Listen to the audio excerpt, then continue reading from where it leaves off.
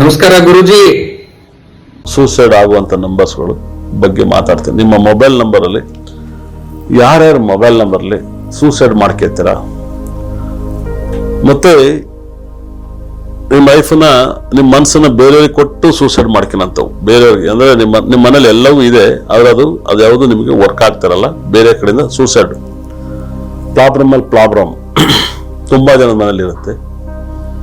ಸಾಕಷ್ಟು health problem ಮತ್ತೆ suicide ನಂಬರ್ಸ್ಗಳು, suicide ಮತ್ತೆ ಮನೆ ಬಿಟ್ಟು ಓಡೋಗೋ ನಂಬರ್ಸ್ಗಳು. ಮನೆ ಬಿಟ್ಟು ಓಡೋಗಿರ್ತೀರ, ನಿಮ್ಮ ಲೈಫಲ್ಲಿ ಮದುವೆ ಆಗಿರ್ತೀರ, ಓಡೋಗ್ತೀರ, ಲವ್ ಮಾಡ್ತಾ ಇರ್ತೀರ, ಓಡೋಗ್ತೀರ, ಸಾಲ ಜಾಸ್ತಿಯಾಗಿ ಓಡೋಗ್ತೀರ.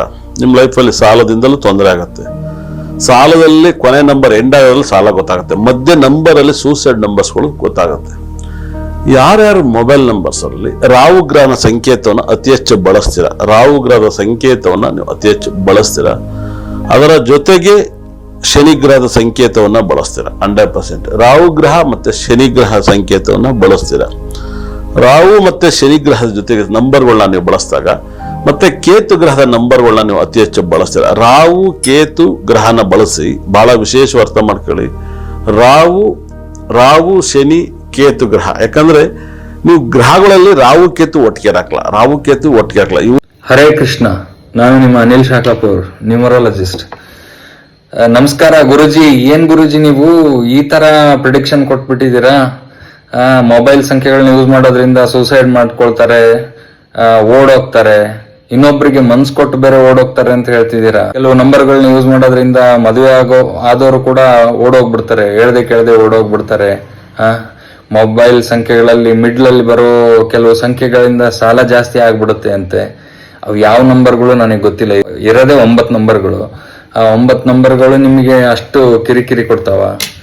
ಏನ್ ನೀವು ಈ ತರ ಹೇಳಿ ಸಂಖ್ಯಾಶಾಸ್ತ್ರಕ್ಕೆ ಇರುವಂತ ಮರ್ಯಾದೆಯನ್ನ ದಯವಿಟ್ಟು ತೆಗಿಬೇಡಿ. ಸಂಖ್ಯಾಶಾಸ್ತ್ರ ಅನ್ನೋದು ತುಂಬಾ ಸುಂದರವಾದಂತ, ಪರ್ಫೆಕ್ಟ್ ಆಗಿ ಡಿಸೈನ್ ಮಾಡಿರುವಂತ ಒಂದು ಶಾಸ್ತ್ರ. ಇದು ತುಂಬಾ ಪವಿತ್ರವಾದಂತ ಶಾಸ್ತ್ರ. ದಯವಿಟ್ಟು ಅದಕ್ಕಿರೋ ಬೆಲೆನ ಕಡಿಮೆ ಮಾಡಬೇಡಿ. ಮೊಬೈಲ್ ನಂಬರ್ ಬಗ್ಗೆ ಒಂದು ಕ್ಲಾರಿಟಿ ಕೊಡ್ತೀನಿ. ಈಗ ಸುಮ್ಮನೆ ಆ ನಂಬರ್ಗಳನ್ನ ಯೂಸ್ ಮಾಡೋದ್ರಿಂದ, ಈ ನಂಬರ್ಗಳನ್ನ ಯೂಸ್ ಮಾಡೋದ್ರಿಂದ ಈ ತರ ಆಗುತ್ತೆ ಅಂತಂದು ಇವ್ರೇನು ಹೇಳ್ತಿದಾರಲ್ಲ, ಆ ತರ ಏನೂ ಇಲ್ಲ. ಡೇಟ್ ಆಫ್ ಬರ್ತ್ ಅಲ್ಲಿ ರೂಟ್ ನಂಬರ್ ಅಂತ ಇರುತ್ತೆ, ಡೆಸ್ಟಿನಿ ನಂಬರ್ ಅಂತ ಇರುತ್ತೆ. ರೂಟ್ ನಂಬರ್ ಅಂದ್ರೆ ನಾವು ಹುಟ್ಟಿದ ದಿನ, ಡೆಸ್ಟಿನಿ ನಂಬರ್ ಅಂದ್ರೆ ನಿಮ್ಮ ಡೇಟ್ ಆಫ್ ಬರ್ತ್ ಅಲ್ಲಿ ಬರುವಂತ ಎಲ್ಲಾ ಸಂಖ್ಯೆಗಳನ್ನ ಆಡ್ ಮಾಡಿ ಲಾಸ್ಟಿಗೆ ಸಿಂಗಲ್ ಡಿಜಿಟ್ ತಗೊಂತಿರಲ್ಲ, ಸಿಂಗಲ್ ಡಿಜಿಟ್ ಆಗಿ ಕನ್ವರ್ಟ್ ಮಾಡಿದಾಗ ಏನ್ ನಂಬರ್ ಬರುತ್ತೆ ಅದು ಡೆಸ್ಟಿನಿ ನಂಬರ್. ಓಕೆ, ಈ ರೂಟ್ ನಂಬರ್ ಮತ್ತೆ ಡೆಸ್ಟಿನಿ ನಂಬರ್ ಎರಡಕ್ಕೂ ಆಪೋಸಿಟ್ ಇರುವಂತ ನಂಬರ್ನ ಯೂಸ್ ಮಾಡಬಾರ್ದು. ಅಂದ್ರೆ ನಮ್ಮ ಮೊಬೈಲ್ ನಂಬರ್ ಅಲ್ಲಿ ಎಲ್ಲಾ ನಂಬರ್ಗಳನ್ನ ಟೋಟಲ್ ಆಗಿ ಆಡ್ ಮಾಡಿದಾಗ, ಸಿಂಗಲ್ ಡಿಜಿಟ್ ಆಗಿ ಲಾಸ್ಟಿಗೆ ಕನ್ವರ್ಟ್ ಮಾಡಿದಾಗ ಏನ್ ನಂಬರ್ ಬರುತ್ತೋ ಅದು ನಮ್ಮ ರೂಟ್ ನಂಬರ್ಗೂ ಮತ್ತು ಡೆಸ್ಟಿನಿ ನಂಬರ್ಗೂ ಆಪೋಸಿಟ್ ಇರಬಾರ್ದು. ಅಷ್ಟು ಬಿಟ್ರೆ ಆ ಮೊಬೈಲ್ ಸಂಖ್ಯೆಯಲ್ಲಿ ಯಾವುದೇ ನಂಬರ್ ಬರಲಿ ಏನು ಪ್ರಾಬ್ಲಮ್ ಆಗಲ್ಲ.